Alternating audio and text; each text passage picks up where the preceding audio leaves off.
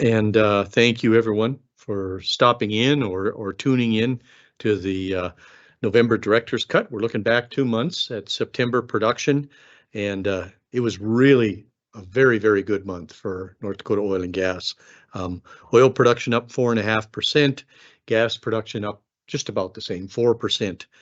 So we set a record in terms of natural gas production and natural gas capture, a new record. So we're closing in on 3.5 billion cubic feet a day of natural gas production. And that's another reason we were happy to see the WBI announcement. And I think Justin may have more to talk about there, about the WBI announcement, and then maybe some smaller future projects that are going to lead to more natural gas exports.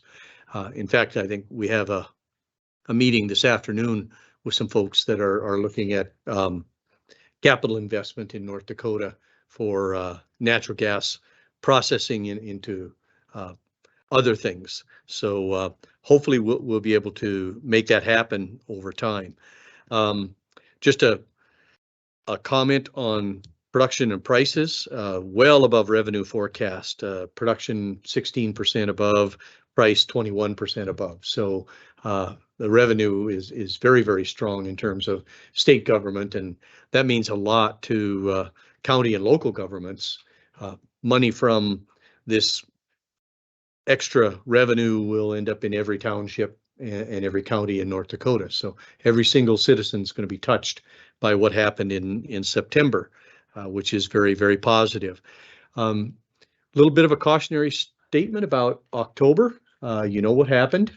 We had a major storm, and we saw what we think looked like a 50 to 90,000 barrel a day hit on production that lasted for 3 or 4 days, and still maybe 25% of that is still lingering as we work through the first week or 10 days of November. So those things hit hard. Usually what happens is oil tanks on the well sites fill up and trucks aren't able to get there, or pumpers and people to sell the oil aren't able to get there. And so as the oil backs up, the wells get shut in, and we see that reflected in water transfers and in natural gas transfers. So October, we're hoping it'll be flat, could be down just slightly from September, but should still be above that 1.2 million barrel a day mark that's our year-end target, and we should be really solid on that. Got almost to 1.3 before the October weather. So rig count's flat, permitting is flat, completions flat over the last quarter or 3 months. Wells waiting on completions, again, down just slightly, but and I commented on this last week, the duck well count is essentially gone in North Dakota. So what we're seeing here at 350 to 400 wells waiting on completion is just the normal timing of batch drilling and then mobilization of completion crews. So completion crew count is pretty flat, 16. I think it was 14 last month. Pretty much the same when you look at Fort Berthold. Interesting that one more rig moved out of there. So again, we're seeing that migration out of the core geology, out of that tier 1 geology. Positive trend in inactive wells. We're down to 1,550. So that's a positive trend. And once again, kind of want to sound the danger signal of being below the 5-year average on U.S. crude oil stocks and below the 40-year mark on strategic petroleum reserve stocks. So there was an announcement. I think an RFP went out for nominations to put a little bit of oil back in the strategic petroleum reserve. That really needs to happen. And the prices are a little bit difficult to make that happen. At $75 and $85 oil. Solid numbers on gas capture. We hung in there pretty close. I think we went from 96 to 95 in the Bakken percent, and we stayed flat at 95% statewide. I did pick up, we've started our round of meetings with midstream companies and operators that are struggling. And so that brought to my attention a couple of fields that really are struggling in the gas capture area. We've talked about Charleston and Deepwater Creek Bay, but now we're looking at Ranch Coulee, Ranch Creek, and Lone Butte. So the lonely and the ranchers are struggling on gas capture. There is a new technology that one of our midstream companies is bringing in. It's a mobile compression unit that hopefully can be mobilized when a new completion takes place on a multi-well pad. You know, they batch drill 5 or 6 wells, and when they complete those, they can really overwhelm some of these older parts of the gathering system. So they have this thing called a Nomad compressor. It's highly mobile, and it looks like it can be moved around and put on a well pad and be able to pick up the gas from a new completion or set of completions and get that into the gathering system. Whether that'll be a really good long-term solution, we'll see. The interesting thing is, well, I guess also good news on the Charleston front. The Forest Service has approved all the line looping for that area. It won't happen till starting next year, so it took a very long time to get it approved, but it is approved now. So we anticipate Charleston to be able to really get up to speed on gas capture, to come off the problem field list, and also allow for some good expansion. That's one of the best remaining areas for drilling, is that Charleston, Hoffland, Grinnell area. So that's exciting news. But the same sort of problems with the ranches and the lonely is that this is federal land, very rough topography, very difficult to get approvals for right of way to expand, and very expensive and difficult to expand gas gathering. But we'll keep an eye on those areas. Those are kind of dragging down the overall average. Can't complain about 95% though. That's good gas capture numbers. And there are folks that are looking at new and different well pad size technologies. There's a company that's looking at a technology really kind of invented by Russian plasma physicists to be able to directly capture produced gas and turn it into liquid products or fertilizer right on the well pad. So still some exciting things happening in the technology world. And we just closed a grant round on the Oil and Gas Research Council. There'll be another one coming up, I think, in January. So those technologies will be showing up at Oil and Gas Research Council. Nothing really to report on the federal side. No news is always good news from that standpoint. The DAPL comment period got extended, so it's now mid-December for the end of that comment period.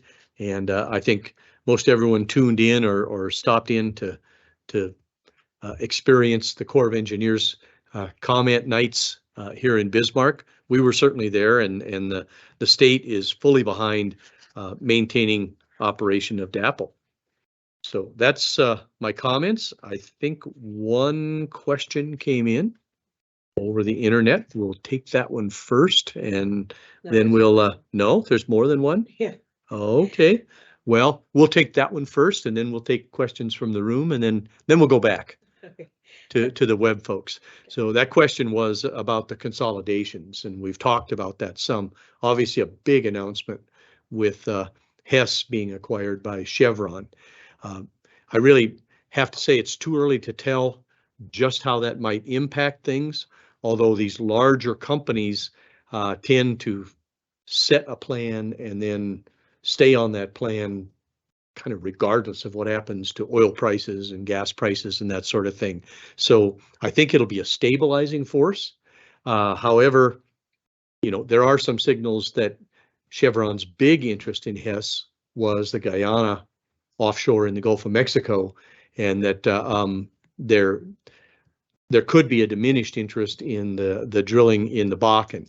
I've not heard that directly from Chevron, but plans are to visit with them in February when I make my biannual trip down to to Houston to talk to folks. So I'll have more to report then. As it stands right now, it's really too early to tell, but generally, when you see these very, very large super majors acquire North Dakota companies, it results in a very stable long-term plan. And that would be our anticipation at this point. So, questions?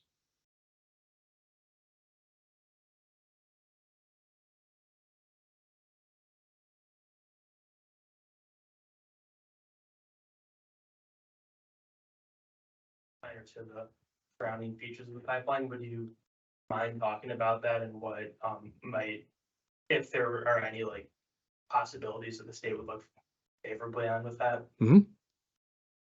Yeah, so alternative 4, I didn't really address in my comments. Alternative 4, of course, is continued operation with possibly additional stipulations placed on the pipe. Since none of those stipulations were outlined in alternative 4 in the document, I just didn't comment on them. I think, that would be ranked number 2. Alternative 3 is obviously the preferred alternative for the state of North Dakota. I think alternative 4 could be acceptable as long as the additional stipulations are not too onerous, but they weren't outlined, and so we don't know. We do know that there are new and improved technologies for pipeline monitoring and that sort of thing. So for example, a lot of the things that have been developed through iPipe, like satellites and that sort of thing, would be reasonable additional stipulations that the state could live with. So I expect that alternative 4 would be acceptable. That would be our expectation, but it's also possible that it could bring in all sorts of things. So for example, we noticed that for the first time ever, the monarch butterfly has shown up, and we don't quite understand what you might put on DAPL pipeline to protect the monarch butterfly. And we noticed for the first time that bald eagles are a concern. So I think our concern is that alternative 4 might bring in a whole bunch of Endangered Species Act stuff that would be really, really difficult to implement, and so we kind of stayed away from it. But it would be acceptable in that it keeps DAPL pipeline operating, which is really the most critical thing to North Dakota. Interestingly enough, I've heard some of the pipeline companies talk about converting their right-of-way to pollinator plots. So in other words, taking their right-of-way and planting milkweed and all sorts of other pollinator helpful species along those rights-of-way. So that's a sort of unintended outcome that could come from things like that. It would make life interesting, for sure. And then was the quarterly lease sales that held, that hearing, was that held earlier this month, or? No, that's coming up December 5th. And again, very, very disappointed. I think they started with an analysis of 40 parcels that have been nominated, and they've already narrowed that. Prior to the public comment period, they'd already dropped that down to 14 based on BLM discretion. And most of that discretion had to do with were the nominations more than 3 years old, and were they able to get in touch with the nominator. And so we don't have a new directive from Judge Traynor yet on those status reports, but the that lease sale is coming up December 5th, and I think the comment period closes this week, or the public protest period. So we'll see how many of the 14 parcels even make it through that. But that's a pretty low count when you look at it. And you start with 40 and you're down to just a little over a fourth of those. So can you gauge how much interest there might be in the 14 plots? Yeah, I've taken a look at where they're located, and most of them are in existing communitized areas. So they are areas with a lot of interest because they've been blocking the full drill out of 1280 or 1920 acre spacing units. So I think there's a lot of interest in the 14 parcels that made it through. But in our opinion, at least from the state perspective, there's a lot of interest in the other 26 because they are adjacent to state minerals. And so getting them leased is critical for state of North Dakota minerals to be leased and developed. So There's another question. What will be the impact of having another super major Chevron join the fray in the back end? More generally on M&A, is consolidation a good thing or a bad thing for production activity levels? And how much more do you expect to see this? So we've thought for years that we were ripe for a lot of merger and acquisition activity in North Dakota. That kind of goes with the other M, which is mature.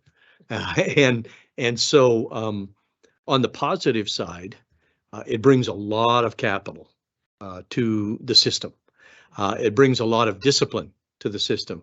And both ExxonMobil, who's the parent company of XTO, and Chevron, who's now the parent company of Hess, are big enhanced oil recovery companies. And we've talked a lot about the fact that that's a 20-year extender for North Dakota once production achieves that 1.4 million barrel a day peak number that we think is the new peak number. So we look at enhanced oil recovery as a 20 to 30 year extension, a plateau instead of a peak. And both of those companies are big into enhanced oil recovery. So we think that that's going to be a positive for the long-term future. In the shorter term, there's probably going to be less drilling activity, a slower growth in terms of our production numbers, but I don't think it's going to throw us off of that 1 to 2% a year track because it brings a lot of capital to the system. These are huge companies. Obviously, if they can spend 50 to 60 billion on an acquisition, they've got a lot of capital behind them. We have 3 more questions. Any comment on the cancellation of the Navigator CCS pipeline? Yeah, I'll comment on that. I think it raises a really serious issue with large infrastructure projects and the broken system that we have, where if you want to build an interstate pipeline and it's not a natural gas pipeline, the regulatory uncertainty is over the top. There's just so much uncertainty in your ability to get right away and get the approval of the utility commissions, state by state, and the local authorities, county and township by county and township. So that's going to be a big barrier on large infrastructure projects going forward. Now, Navigator never was intended to be an enhanced oil recovery pipeline. It was always about carbon storage. But if you can't build large pipelines, you can't do EOR either. And so, I'm going to kind of tie this to the Summit pipeline. Summit has come out and said, no, their project was all about storage, not enhanced oil recovery. But if you can't build big pipelines, you can't do EOR either. And so I guess my challenge to the anti-Summit folks is, if this was an EOR pipeline, would you sign? Would you go ahead and sign the right of way and give your big stamp of approval and jump on board and say, yep, build that thing right across my farm? I guess that would be my challenge to those folks, because we've got to have those big pipelines bringing CO2 to North Dakota if we're going to do EOR, and it's got to come from somewhere out of state. So these particular pipelines like Navigator and Summit, their stated purpose was for storage, but we've got to have the same thing if we want to do EOR 10 years from now. And what would you say is the driving factor behind this trend of higher production month over month we have seen recently? Really, the driving factor is the 3-mile laterals and the newer completion technology. So our tier 2 geology is now tier 1 equivalent. And so a lot of that acreage, I think we talked earlier this year, the tier 2 geology is only about 50% developed, and the tier 3 is only about 25% developed. So now all of a sudden, those 7,000 well slots have the same productivity potential as the 15,000 that were drilled in the tier 1 geology. And so we've just seen so much improvement, a little bit in drilling efficiency. They can do a 3-mile lateral now in 12 to 13 days, which is mind-boggling. So that extra mile is only taking a couple of days to drill. But the completion technology has really improved too. And so I think you're gonna hear from the folks like Halliburton. I think we're looking at getting some stimulation folks in. Shameless plug, Wilson Basin Conference is in May in Bismarck. We're hoping to get stimulation folks in to hold a whole session on more barrels per foot, because that's what we see happening. And this is the last question. Regarding long laterals, 3 miles and beyond, do you think there is any maximum that the back end can handle, or what is the ideal length that would be on a cost per mile to recovery basis?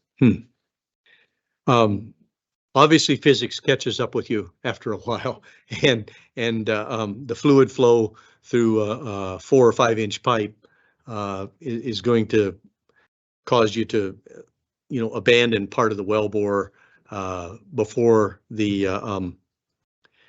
reservoir pressure is fully depleted. But I will talk about some of the things people are looking at.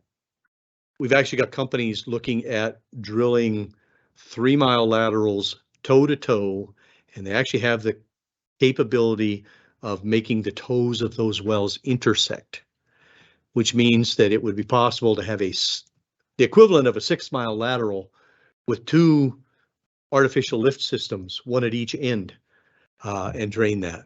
So that's kind of the next frontier. Some people are talking about 4-mile laterals. It's going to take larger, more higher pump rates, mud pump rates, and larger drilling rigs. But physically, it's not impossible. So I want you to think about 6 years down the road, 2 4-mile laterals toe to toe, actually connecting to each other, and now you've got the equivalent of an 8-mile lateral with 2 submersible pumps, one in each end. So the engineers and drilling specialists are already thinking a decade out how they can overcome the physics problem and push this thing. We thought 2-mile laterals were a big deal, but we're already starting to think, how do you make how with existing equipment could you turn 2 2-miles into a 4-mile, 2 3s into a 6, and 2 4s into an 8, and so yeah, I think the potential is there. When you think about applying that to our tier 3 geology, it makes sense that the whole 40,000 wells can get drilled out. Now there'll be less wells if you do that, but a lot more production. So I'm hearing all those concepts being kicked around, and people talking about the technology to make that happen. It's hard to imagine that you could drill 2 miles down and 2 miles out there horizontally and actually drill into the wellbore that's coming from the other direction. But it's possible with today's wellbore steering systems. So. Yeah. Thanks.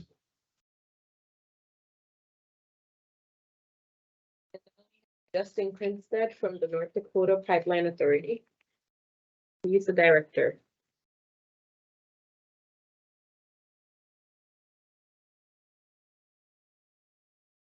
Perfect. Well, good afternoon, everyone. Justin Kringstad, Director of the North Dakota Pipeline Authority. I'll get into some of my routine update material, and then at the end, I've got a couple other fun topics that we'll cover related to some gas pipeline expansions. So when we look at slide 2, taking a look at oil production around the region, you got the update from Lynn. Just get that queued up for the folks online here. Yeah. One moment. Perfect. And then Eastern Montana, South Dakota still delayed in their reporting of those numbers. I did see an uptick in Eastern Montana drilling, so one additional rig, so 3 total rigs over on the Eastern Montana side. And when you start adding up some of the numbers and making some assumptions, we're well above 1.3, 1.33, 1.35 million barrels a day for the Williston Basin. So again, when we're thinking about that holistic picture of infrastructure that is all shared between these states, and what impacts one impacts the others as well. When we take a look at some of those month-to-month changes, I'll focus on the gas side here.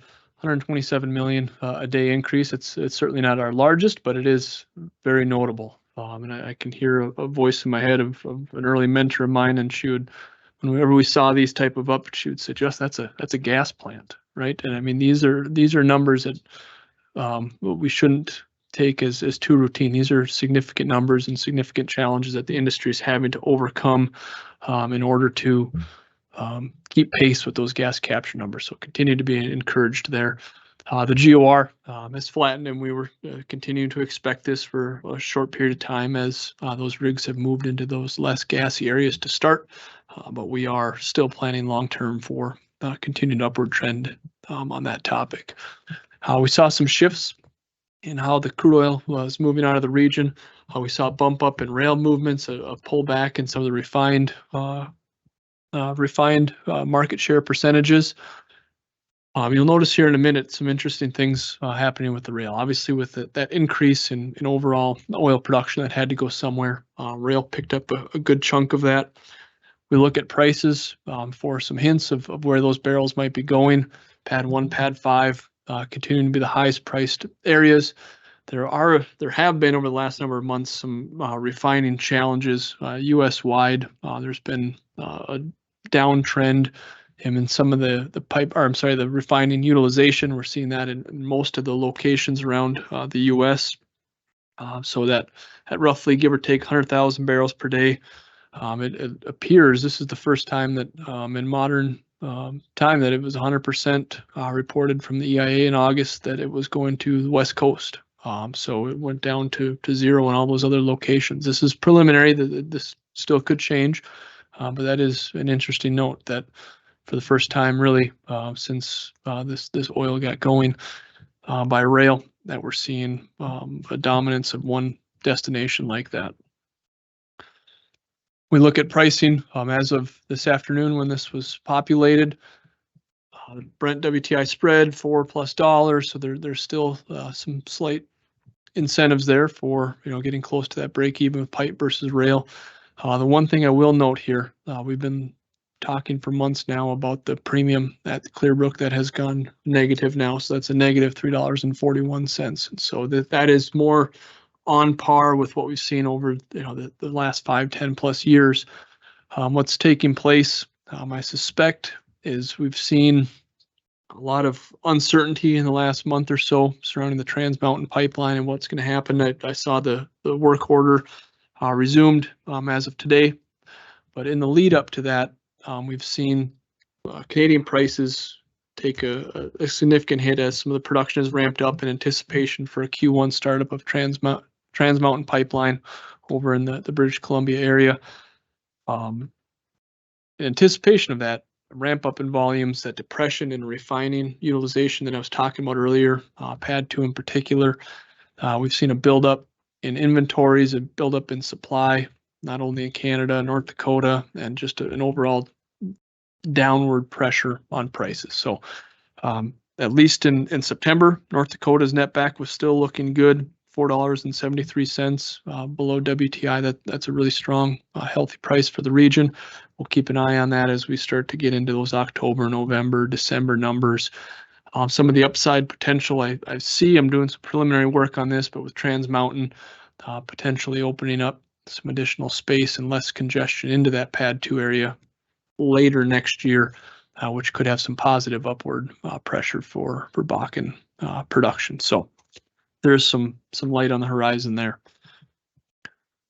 Imports, exports, some interesting, real strong spike up in both imports and exports, even stronger in the exports, which is reports of barrels leaving North Dakota, going up into Canada.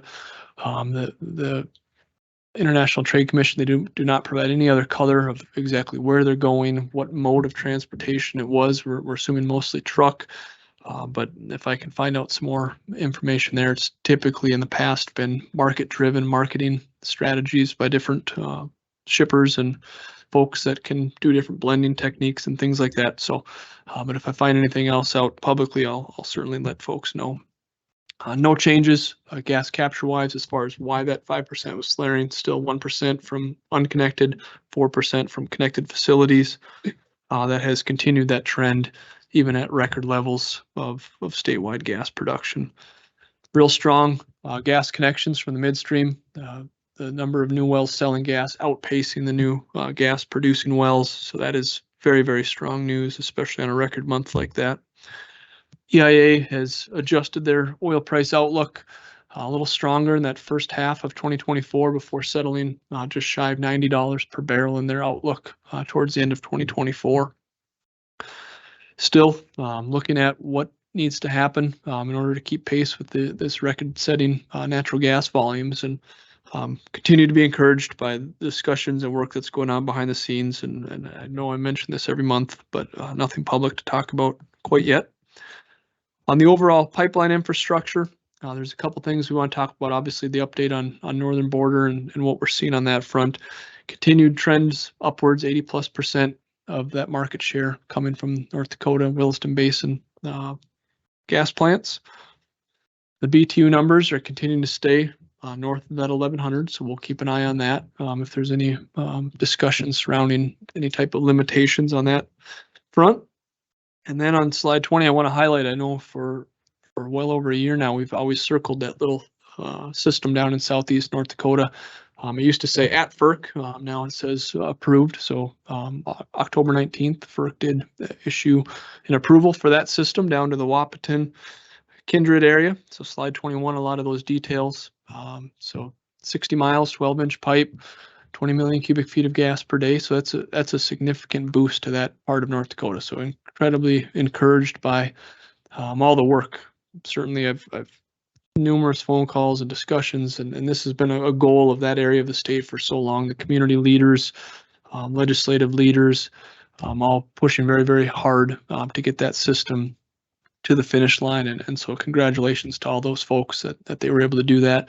Construction will start next season with the goal of having that in service by the end of next year. And then the other project, another WBI system, this did go into service here early this month.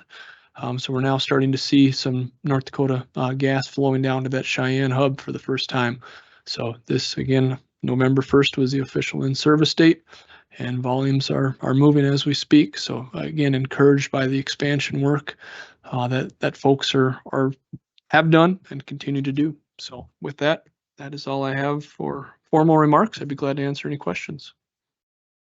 Question about the Trans Mountain Pipeline. You said is that Alberta and Saskatchewan or Alberta and?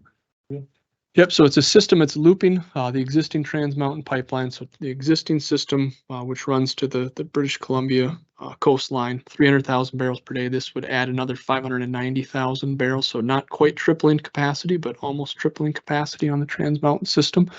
And so that is going to add much really relief for those Canadian producers to move those barrels to a waterborne location where they can then put it on tankers and access that global market. In the meantime, as an additional almost 600,000 barrels per day of new egress occurs for those Canadian producers and shippers, the anticipation is that it will take a while, if ever, for that production to ramp back up and start filling some of the traditional systems that we saw coming into the U.S., particularly into PADD 2, where they compete against that North Dakota barrel. So I'm anticipating that next year we start to see some improvements potentially in price as less congestion as that system goes into service. So there's certainly some upsides to North Dakota and our ability to market and find some strong pricing for our barrels once that system goes into place.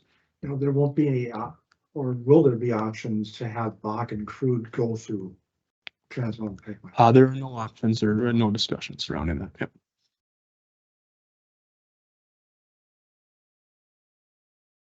I'm gonna ask again. Oh, You could probably, this big one I'm gonna add.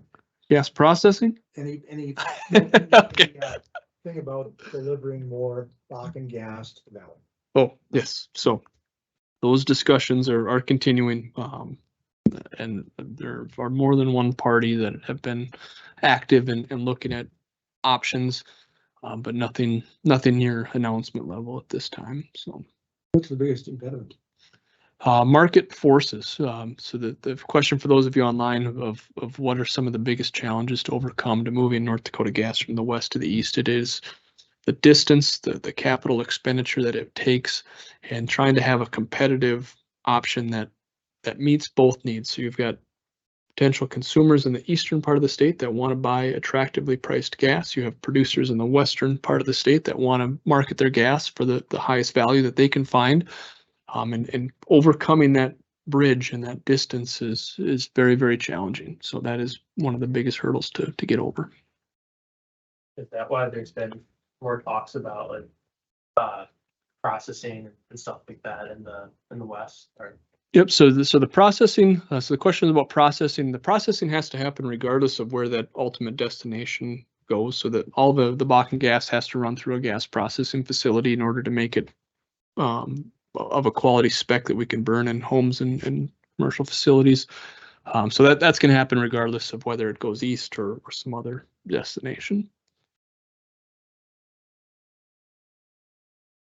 Okay. Well, thank you very much. I thought a gas processing question was